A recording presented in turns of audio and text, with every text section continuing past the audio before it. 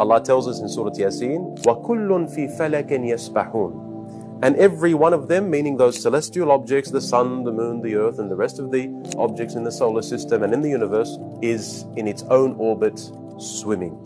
If we read from beginning to end, and if we read it from the end to the beginning, it is exactly the same letters. So in this part of the ayah, that message is literally represented visually in order for us to see that floating and orbit and swimming with the letters themselves. So it's hard to describe. You can talk about specific techniques that are used in the Quran and so forth, but just like the fact that it's a book that I've spent hours and hours on, but there's still so much more, and I know that it's an ocean that I can keep diving into. That for me tells me that, you know, this can't just be, you know, any book, or it's not the word of man.